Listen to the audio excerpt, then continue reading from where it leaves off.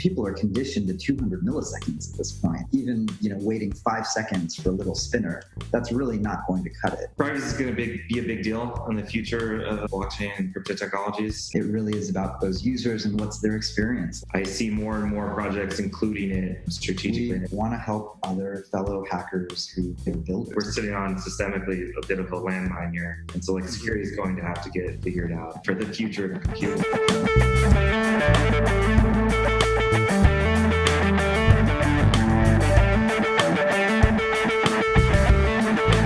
That's one thing that I think is very much missing, but could be literally the next inflection point that pops us out of this crypto winter. There's too much money chasing too few deals, too few ideas, and too few good people. And that's insane to me. Definitely there's too much money, but basically an infinite number of incredibly smart people. If you're paying attention to Hacker News and Hacker Noon and you're reading this stuff, this is the stuff that I read when I was, working for someone else's startup. So you and I are not different. We're the same.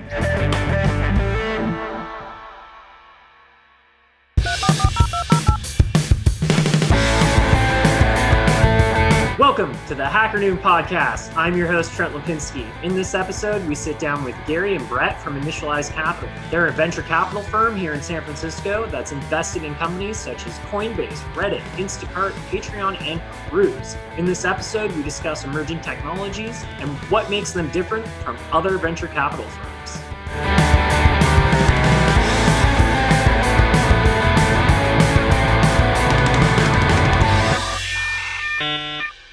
Today's show is sponsored by Datadog, a monitoring and analytics platform that integrates with more than 250 technologies, including all AWS services such as Lambda, Kubernetes, and Docker. Datadog unites metrics, traces, and logs in one platform so you can get full visibility into your infrastructure and applications.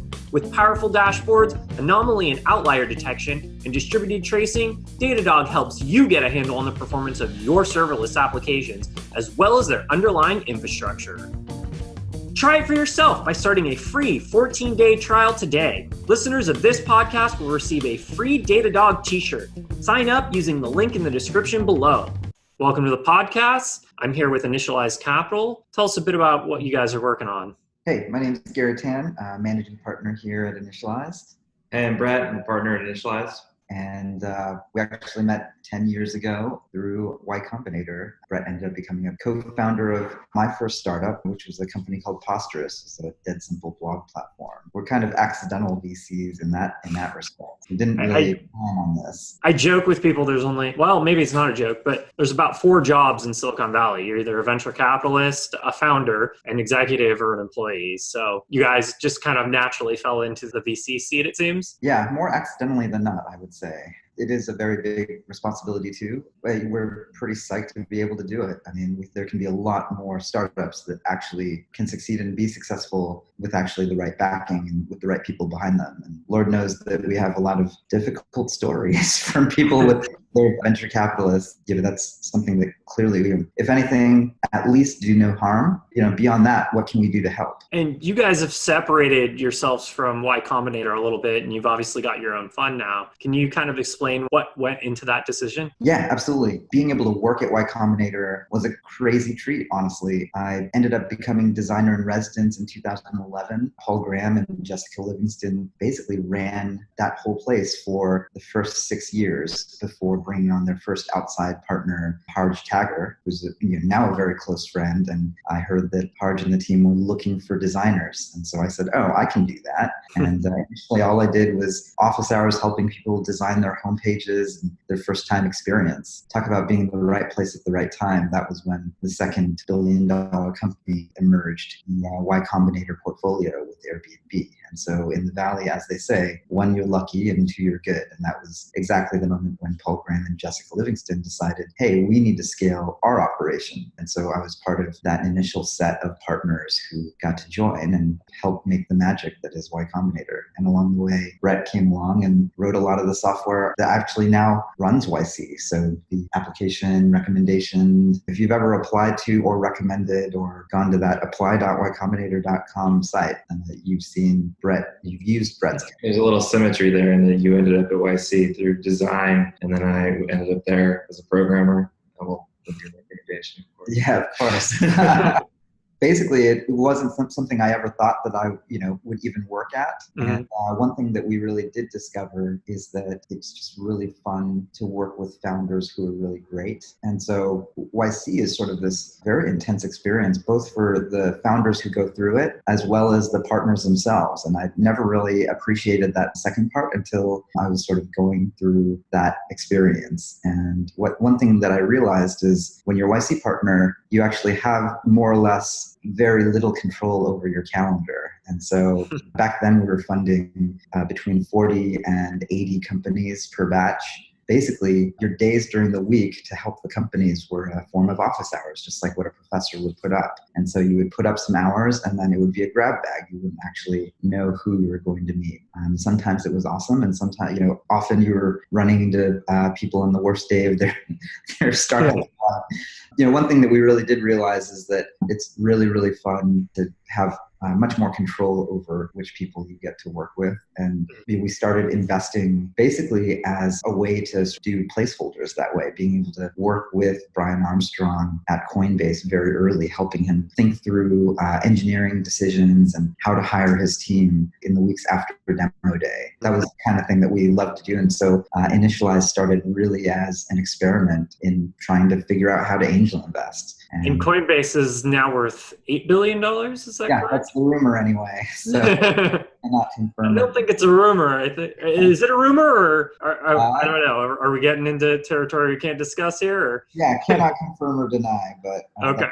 Code says. Okay, and you've got a number of other pretty large investments here in companies like Instacart, Reddit, Patreon, Cruise. What else are you guys investing in right now? Well, the really cool thing about this job is at the end of the day, and this is why it's such a treat to be sitting down with you and to be talking about Talking Hacker Noon, simply because it does start with hackers at the end of the day. When we funded Brian Armstrong, it wasn't that I had gone out and said, that's going to be the future. Actually, it was Brian Armstrong who quit his job at Airbnb as head of anti-fraud in 2011, 2012, right at the moment where that company was blessed as the next billion-dollar company. Now, I didn't know that it would be a $30 billion company, but I know that I was trying to get my wife to go get a job there because it was going to be something very, very special. And for someone to leave that situation, and we knew that they were a great engineer, that became clear that we get to figure out what the future is based on what really smart hackers decide. I'm going to devote my life to go work on that. And so,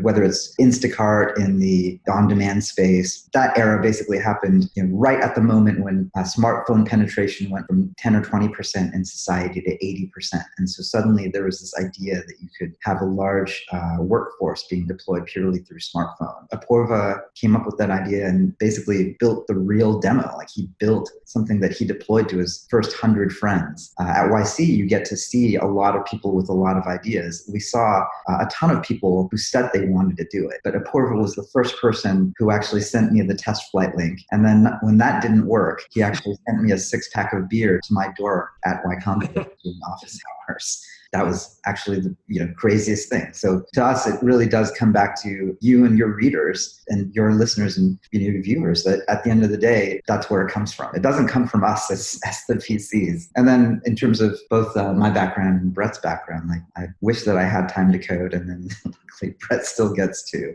So, we hope to not ever be different. And you've touched on something really good there that I think is good for entrepreneurs to hear, is it's about execution. You can have the best idea in the world, and sometimes ideas get recycled. And it's really about matching those ideas to an entrepreneur that can actually execute on them. It's a lot harder to actually execute on creating a successful business to actually achieve that valuation and to actually potentially achieve that kind of revenue as well.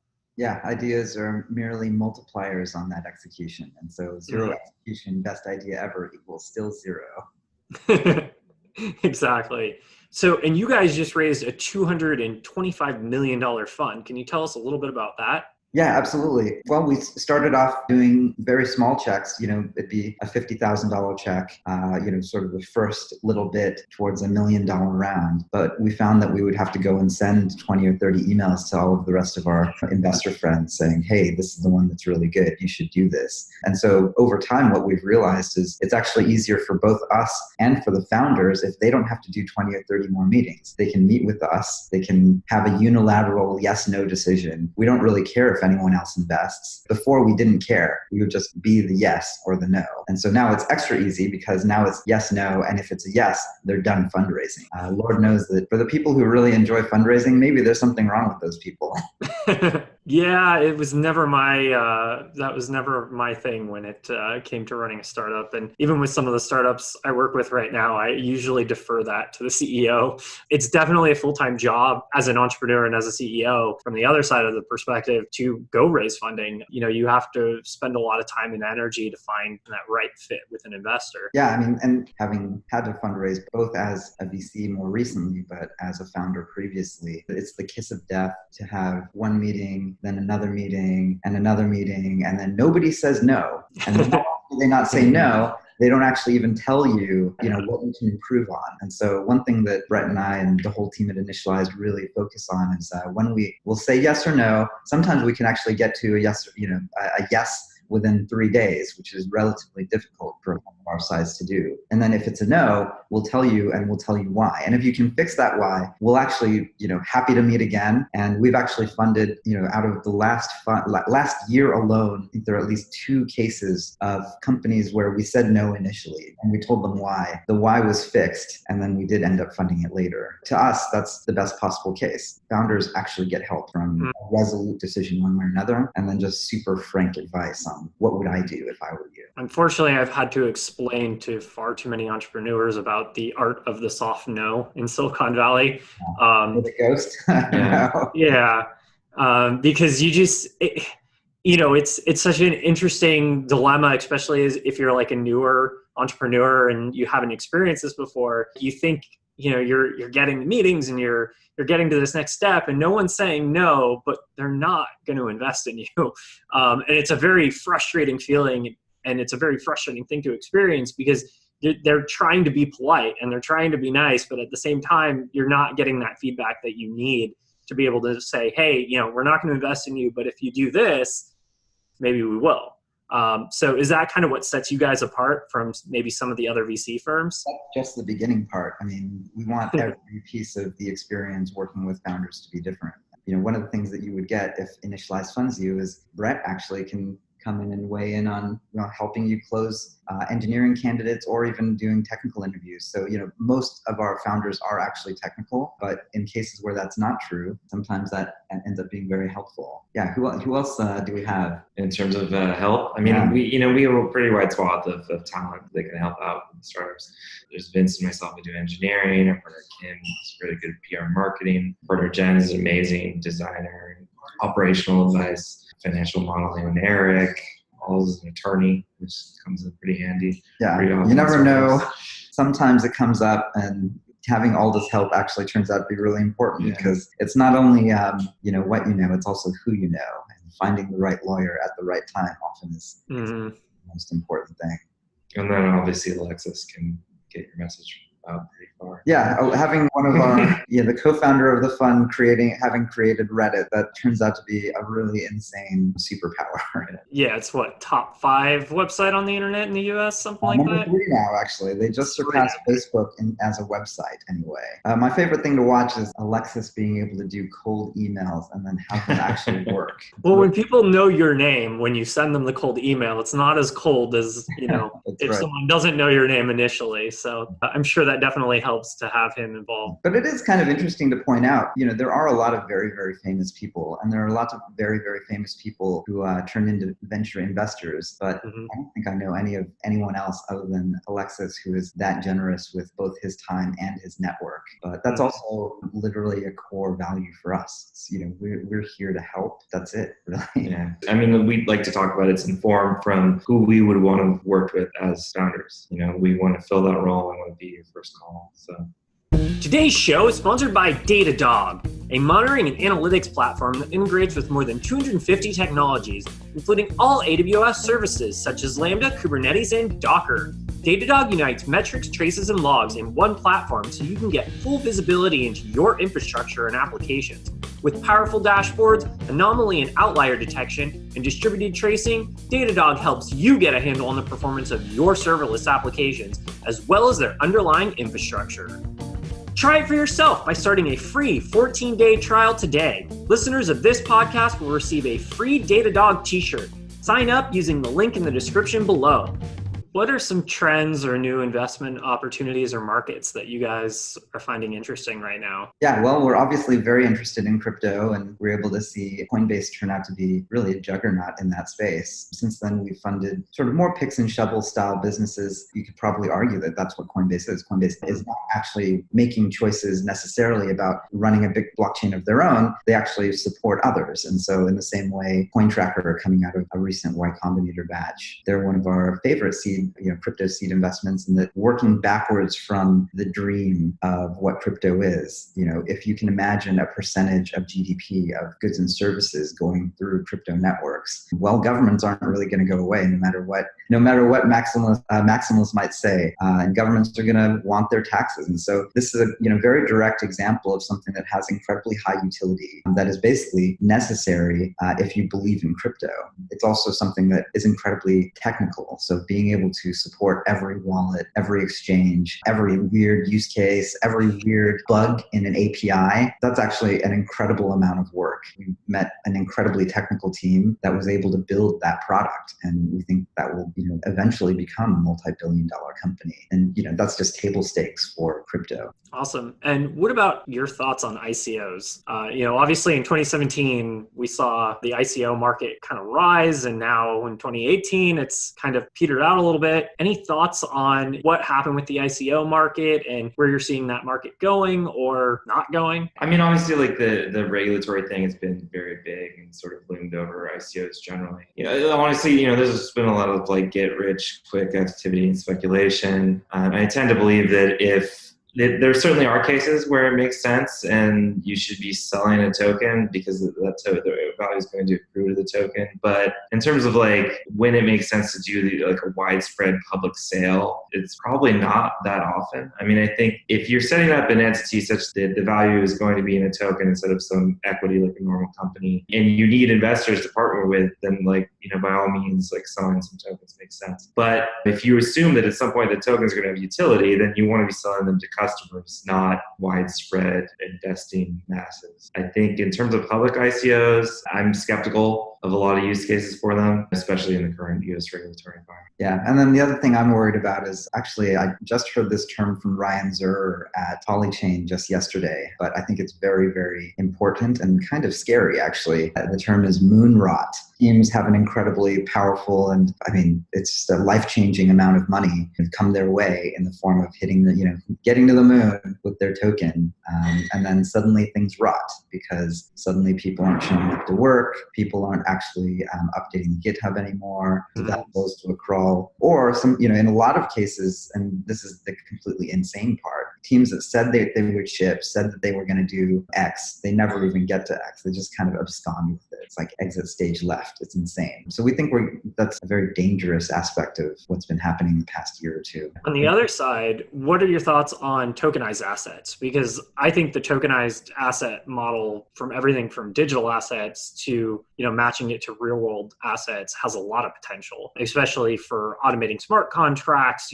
For example, being able to buy a home and execute a smart contract to be able to do that and tokenize the equity, and being able to push a button to be able to buy a home, lease a car, do some of these things that currently have lengthy legal processes and there may be a fax machine involved. We can actually get rid of a lot of that by tokenizing assets. What are your thoughts on tokenized assets? I love the concept of security tokens. I'm a believer in that. And then the main problem is, how do we get the user experience up and the compliance up to a point where it can happen? Everyone talks about infrastructure versus apps. I think this is totally a killer app. To me, it's pretty obvious that when you sign up for a Schwab account, you can go online and you can actually buy publicly traded stocks in a very standardized way. the promise of a security token is to be able to do that with very, very low cost, with the infrastructure all baked in, potentially KYC and AML all built in, and then standard legal docs and standard governance and standard smart contracts that make sure that,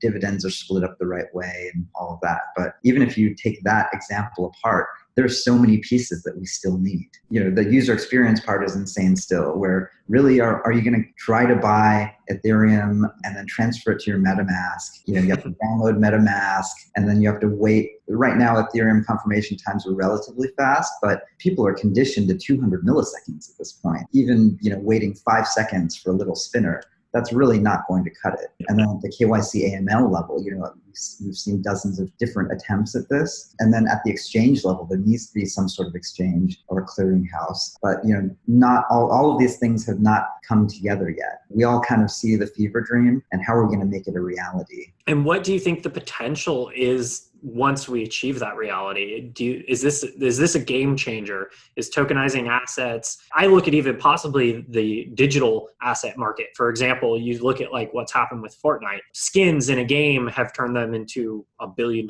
plus company, and they're just literally selling a cosmetic digital asset within a game. So what do you think about digital assets as a potential in gaming, in VR, augmented reality? Is that going to become a thing? Yeah, definitely. I mean, Alexis actually recently visited the offices of Fortnite and hung out with the CEO there. It turns out that they're doing $1 billion in sales per month. It's not even an exchange. There's no way you can exchange this stuff. So people sell Fortnite accounts on eBay for thousands of dollars to get exclusive items. That's madness. So I don't know. I wish Vince were here, but Brett, maybe you can talk about one of our digital asset companies that are Toronto. Yeah, we invested in a company called Horizon Labs. They're building a game. They're calling it Skyweaver. It's like a card-based strategy game, kind of like maybe akin to Magic: The Gathering. But you actually get to own your cards entirely independently of the company itself, and give it the way that it kind of matches how cards would work in the real world. Mm-hmm. Pack, and then they're yours, and you can trade them or sell them or whatever you like. But then I guess the extra angle in the digital world is that some other company could decide to use the same token, and integrate it in their game. And so you have like these remixing possibilities, which could get really fascinating. The thing again for you, I hate to harp on user experience. I actually just gave a 90-minute talk at YC Startup School about design, so it's definitely on my mind. But I always return to that because it really is about those users and what's their experience like. And so for a game like Skyweaver, it's actually incredibly important that a normal user who might not even know what Ethereum is, they need to actually be able to go to the iOS or Android App Store and download this game and just start playing. And then once they get into it, maybe they get issued or magically you get a rare card. Well, then maybe you want to trade it. Maybe then you do a Coinbase Connect. And so that's sort of one thing that I think is very much missing, but could be literally the next inflection point that pops us out of this crypto winter. It's this idea of mobile SDKs for Android and iOS. I think that that's going to be a very special moment when someone can just play a game that might use Ethereum with digital goods, but not worry about all of these fiat to crypto madness that you have to worry about today. Really, there's only one company I can think of that has the ability to do that, and that's Coinbase. And so I think watch out for that. That's going to be real. I think it's just really going to open things up. USB just released a really interesting essay literally about this. We've been in the infrastructure phase for so long, about those apps. And so I think the apps are coming and we're definitely looking out for them, especially with layer 2. I think layer 2 helps us skip ahead a few turns of this poker game. We're going to get to see usable apps on layer 2 with these mobile SDKs really as soon as the next 18 months. And what are some other technologies that you guys are bullish on right now? And one thing I keep seeing everywhere is zero knowledge proof. So I think that privacy is going to be a big deal in the future of blockchain and crypto technologies. And so as Starks and now ZK Starks, I think that I see more and more projects including it strategically. And even, I was just at ETH Berlin, the hackathon from ETH Global in Berlin, and it seemed like a lot of projects were able to integrate some sort of zero knowledge proof technology into Ethereum use cases. So I imagine that sort of stuff will spread across many of the blockchains. And do you guys, there's been a lot of concerns recently with like data breaches and privacy issues, and Silicon Valley is kind of going through a shift right now in terms of what it means to protect users' data. So do you think with Cambridge Analytica scandals, and I think Facebook just like got hacked again with 50 million accounts, do you see potential security solutions as being an area of focus in the future, or any thoughts there? Yeah, absolutely. It's pretty hard to secure machines. Yeah.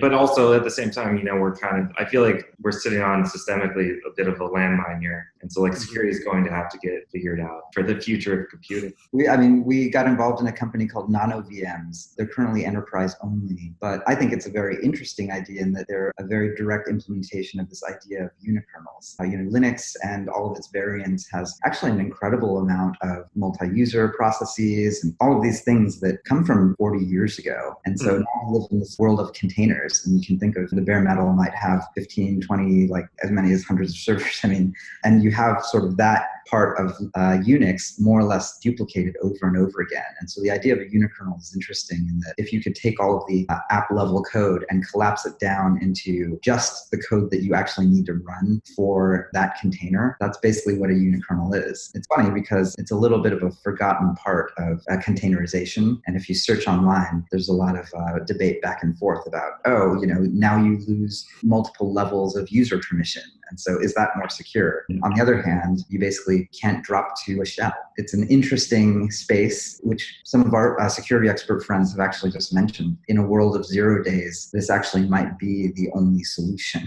Obviously, the containerization and just the way that we deploy servers has changed so much since I first started writing code. We're seeing so much evolution there. You can even apply it to a hardware level as well. So as you mentioned, you can run multiple containers on the hardware. So you could even have cases where you swap out different containers running different versions of the code. So that could be the future of updates for even updating your iPhone or, a hardware device, is swapping out different containers and different components because everything's containerized. So there's a lot that you can do on the virtualization side of things, especially with unikernels. There's Docker and Kubernetes and all these new microservice systems. And when you actually start to apply some of that stuff to blockchain is where it gets really interesting. And then it gets even more interesting if you start applying AI and machine learning into the equation as well. A lot of these things, you're going to combine these technologies. That's what's going to happen over time. Is right now there's blockchain, right now there's machine learning, there's DevOps and unikernels and all of these things. But once you combine some of these technologies, I think that's when it's going to be really cool. And we're going to see some really new use cases and applications that come out of that. For us, it's hard because we don't like the tech just on its own. We really like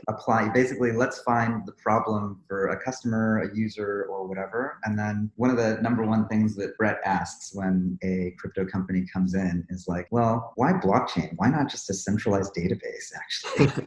And then you'd be a good way to end half the conversations. Yeah. It ends a lot of conversations, actually. But Brett just stares at them. Yeah. It's something, because it's something that's so ingrained in us as builders in our normal investment. Like, who are your users? Who have you talked to? What is the pain point that we can't help but ask the similar questions in crypto pitches? And it's a weird thing where you kind of have to accept, like, certainly if you're deploying a new layer 1 distributed ledger, you have to decide things ahead of time because it's intentionally going to be out of your control very soon. It's kind of a different way of building things than I'd say we're used to in a lot of our investment, our careers as builders. So walking that line is, I don't know. It's fun. Yeah, it's like, it's always good. If you like awkwardness, it's fun. Today's show is sponsored by Datadog, a monitoring and analytics platform that integrates with more than 250 technologies, including all AWS services such as Lambda, Kubernetes, and Docker. Datadog unites metrics, traces, and logs in one platform so you can get full visibility into your infrastructure and applications. With powerful dashboards, anomaly and outlier detection, and distributed tracing, Datadog helps you get a handle on the performance of your serverless applications, as well as their underlying infrastructure. Try it for yourself by starting a free 14-day trial today. Listeners of this podcast will receive a free Datadog t-shirt. Sign up using the link in the description below.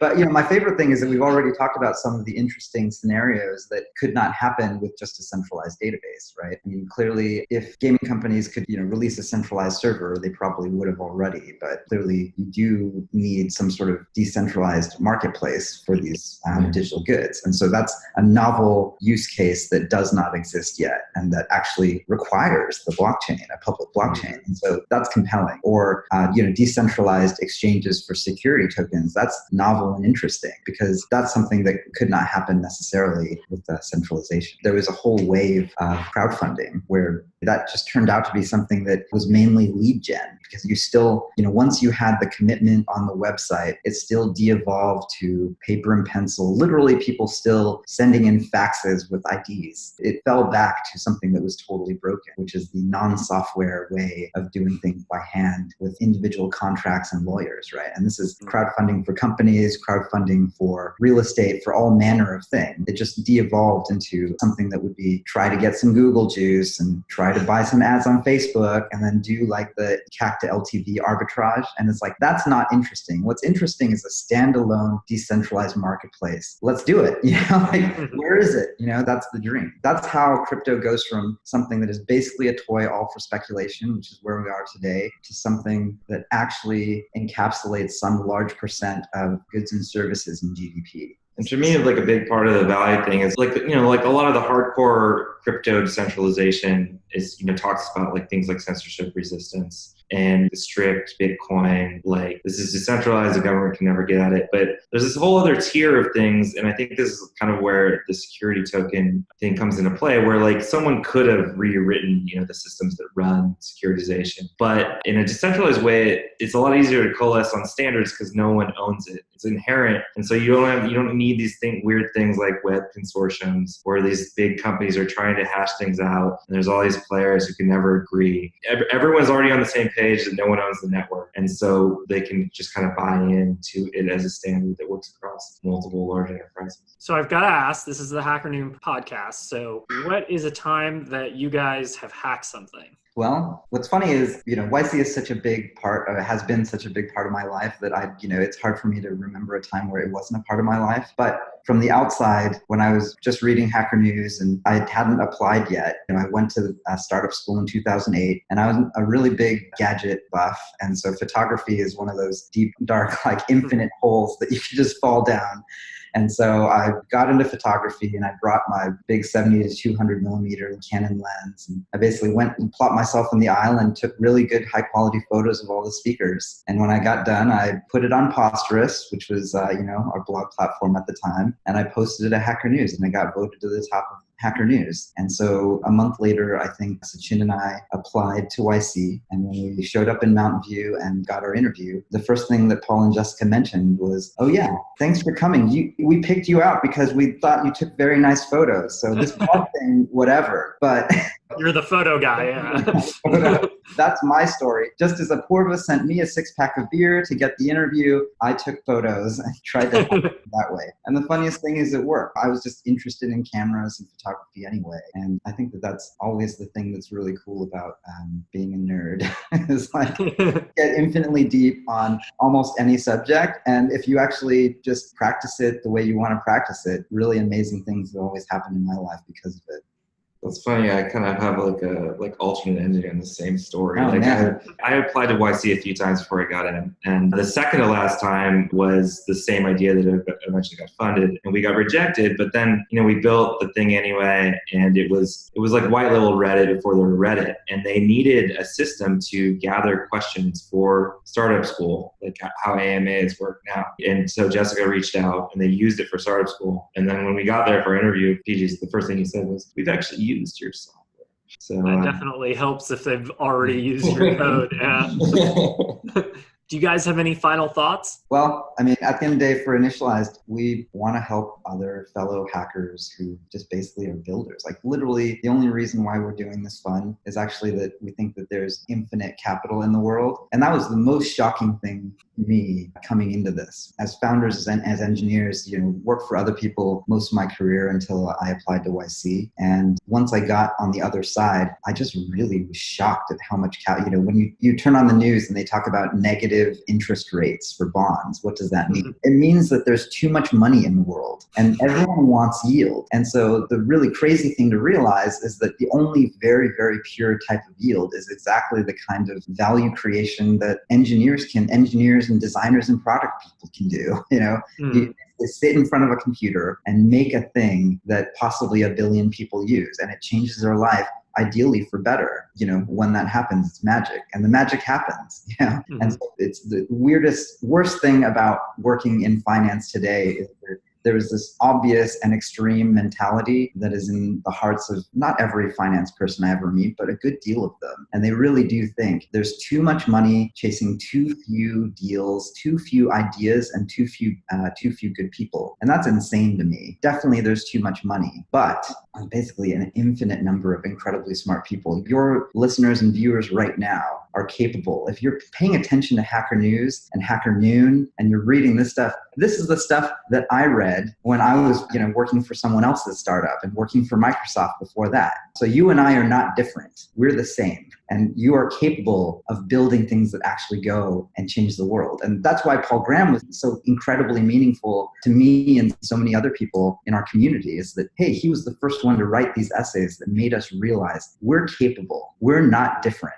All of the finance people in the world, all of the money in the world is actually seeking exactly us. It's actually seeking people who can create. That's the thing that's the limiting reagent. Software engineers are the limiting reagent. It's not the money. And that's the freaking craziest thing. So that's my thing. It's like, hey, Initialize, we want to find great people just like us. We want to be the investors to help you get there. And we always want to help. And where can people find you?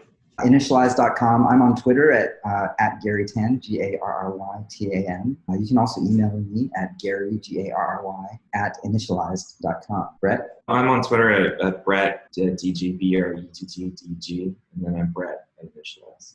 Well, thank you guys for coming on the show. It's been a pleasure. Thanks for having us. Yeah, thanks a lot. Heyo, you got a great tech story you want to get published? Maybe something about bots taking over Twitter or how Bitcoin actually works?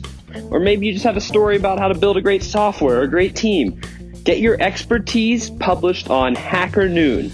Email us stories@hackernoon.com, and a real human will review your submission. This concludes another episode of the Hacker Noon podcast. I'm your host, Trent Lipinski.